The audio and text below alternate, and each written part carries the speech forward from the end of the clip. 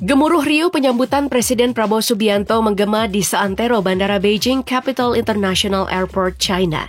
Ini merupakan lawatan ke luar negeri perdana beliau setelah diambil sumpah sebagai seorang Presiden ke-8 Republik Indonesia.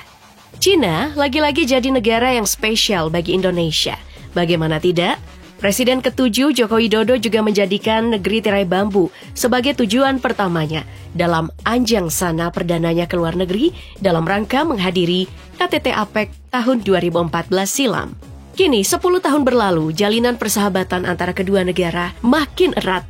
Terbukti, langkah kaki pertama Presiden Prabowo di negara tersebut langsung disambut hangat oleh Menteri Pertanian dan Pedesaan Republik Rakyat Cina Han Jun, ditemani Duta Besar Cina untuk Indonesia, Wang Lutong. Tidak hanya sekedar seremoni penyambutan, Presiden Prabowo juga dijemput menggunakan Hongqi L5 limusin buatan setempat yang menjadi andalan para VVIP di sana. Tapi itu belum semuanya. Toh, agenda Presiden di sini masih panjang.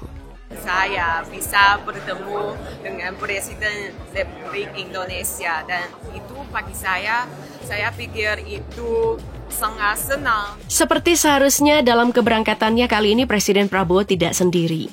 Beliau membawa beberapa orang untuk turut serta sebagai salah satu wujud sinergi lintas sektoral yang dijunjung tinggi belakangan ini.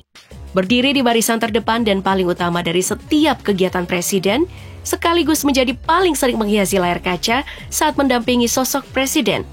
Ada sang putra sematawayang, Didit Hedi Prasetyo, serta sang tangan kanan Sekretaris Kabinet Mayor Teddy Indra Wijaya. Keduanya memang lazim terlihat mendampingi Presiden Prabowo dalam kegiatan apapun. Selayaknya seorang presiden dalam kunjungan kenegaraan, turut serta pula beberapa orang menteri di bidang-bidang tertentu, khususnya yang lekat kaitannya dengan kerjasama dengan Cina. Sebut saja Menteri Koordinator Perekonomian Airlangga Hartarto, Menteri Luar Negeri Sugiono, hingga Menteri ESDM Bahlil Lahadalia. Tak ketinggalan sosok fenomenal di Kabinet Merah Putih yang belakangan jadi pembicaraan, Wamen Dikti Saintek, Profesor Stella Christie, turut serta dalam lawatan kali ini. Tampak jelas kalau Presiden Prabowo membawa perwakilan dari setiap lini terpenting dalam berdirinya sebuah negara berdaulat, seperti ekonomi, sosial kemasyarakatan, energi, hingga pendidikan. Yang menarik, kedatangan Presiden berpangkat Jenderal Kehormatan tersebut tidak hanya didampingi oleh sosok-sosok internal pemerintahan. Ketujuh orang dalam foto ini jelas merupakan figur-figur beken dalam kancah perekonomian tanah air. Sebut saja pentolan Kadin Anindya Bakri dan Arsyad Rashid, bos Adaro Energi, sekaligus kakak kandung Menteri BUMN Boy Thohir, hingga sosok kontroversial pendiri Artagraha Tommy Winata. Sebagai dedengkot dari Taipan tadi, berdiri di tengah-tengah sosok Hashim Joyo Hadi Kusumo, adik kandung Presiden Prabowo. Menarik ya melihat komposisi pengusaha yang diajak dalam kunjungan ini.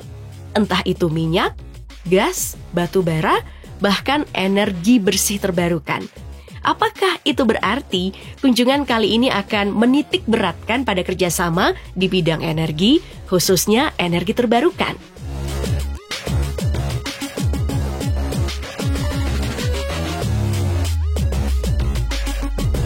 Nyatanya tidak juga.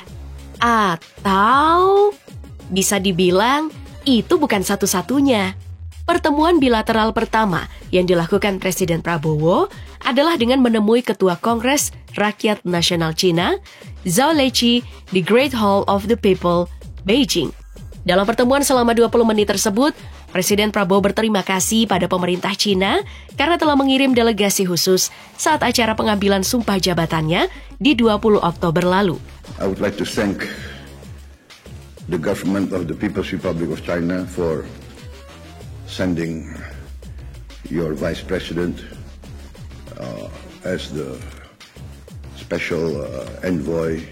Mendengar hal itu, Zhao mengamini dan memberi selamat atas terpilihnya Prabowo sebagai Presiden ke-8 Republik Indonesia. Ia berharap persahabatan antara kedua negara pun makin erat pasca Prabowo memimpin. Senada dengan hal itu di hari yang sama dan di tempat yang sama, Prabowo juga menemui Perdana Menteri Cina Li Qiang Dan setelah basa-basi dengan narasi diplomatis seperti layaknya pertemuan bilateral kenegaraan, keduanya pun saling melempar pujian dan pengharapan agar kedua negara tetap mesra di tengah situasi global saat ini. Close collaboration and also the increased participation and integration of Chinese corporations with Indonesian corporations. Dalam pertemuan ini pula terjadi kontrak-kontrak yang ditandatangani oleh kedua belah pihak negara, baik itu pemerintah maupun perusahaan di masing-masing negara. Tak tanggung-tanggung, nilai investasi yang dikucurkan untuk Indonesia menyentuh angka 10 miliar US dollar alias 156 triliun rupiah. Mungkin disinilah peran para taipan-taipan masyhur tanah air tadi yang turut dibawa serta. Ya enggak, tapi tenang, kesepakatan yang dicapai tersebut bukan tambahan hutang bagi Indonesia.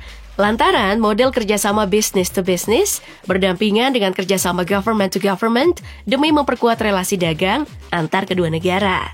Bukan melulu soal perputaran ekonomi, seolah-olah sebuah negara hanya bergantung pada kantong-kantong para taipan pengendali iklim investasi di luar sana.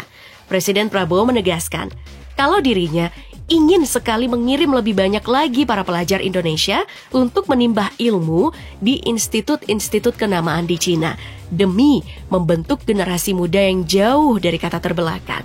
Ya, semoga. Kedengaran seperti Presiden Prabowo benar-benar ingin mengimplementasikan peribahasa, tuntutlah ilmu sampai ke negeri Cina. Tapi ini jelas merupakan salah satu poin krusial. Apa gunanya berbicara soal ekonomi maju, tapi kita hanya memproduksi pekerja kasar tanpa keahlian khusus? Mungkin juga Presiden terlanjur terkesima dengan Profesor Stella Christie yang merupakan jebolan Tsinghua University di Beijing. Akankah pemerintah mencetak Stella-Stella yang baru dalam waktu dekat? Kalau iya, good job!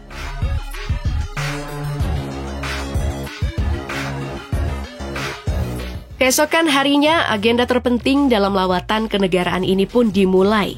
Presiden Prabowo kembali bertandang ke Great Hall of People untuk berjumpa dengan Presiden Cina Xi Jinping.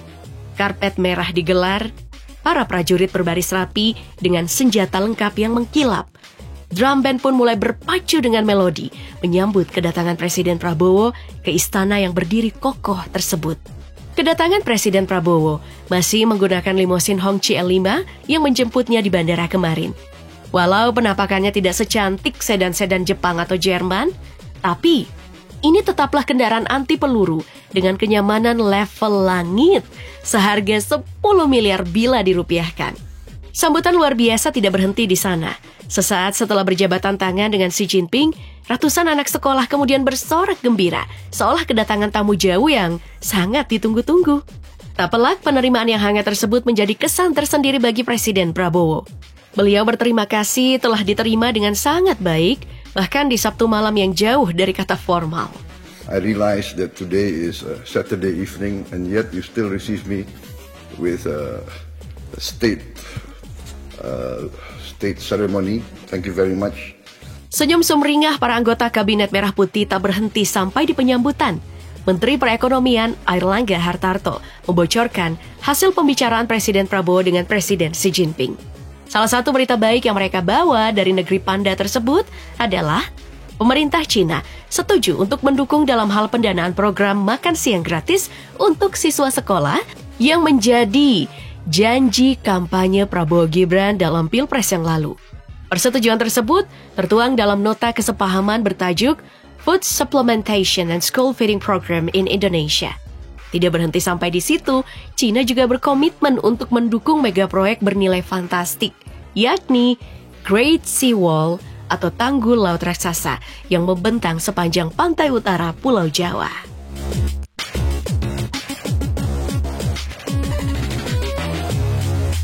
Namun, inti dari pertemuan ini adalah jalinan kerjasama di sektor ekonomi biru yang berfokus pada pendalaman dalam sektor yang berbasis maritim, mulai dari energi, solar, sampai tentu di sektor fisheries. Kerjasama tersebut meliputi beberapa nota kesepahaman, termasuk ekspor kelapa segar ke Cina, perikanan tangkap berkelanjutan, hingga soal mineral hijau yang menjadi concern tersendiri dalam perkembangan industri di dunia belakangan ini. Mungkin inilah alasan para pemain-pemain di industri energi turut dibawa serta. Intinya, Presiden ingin agar kerjasama ini menguntungkan kedua belah pihak, serta pro pada rakyat.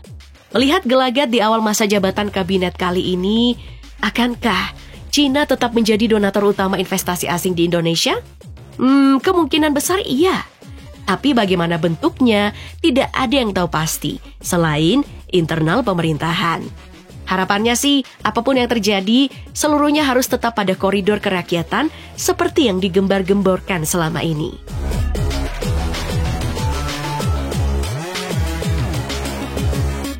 Nah, pasca menuntaskan lawatan di Cina, Presiden diagendakan melanjutkan safari mancanegaranya ke Washington DC, Amerika Serikat.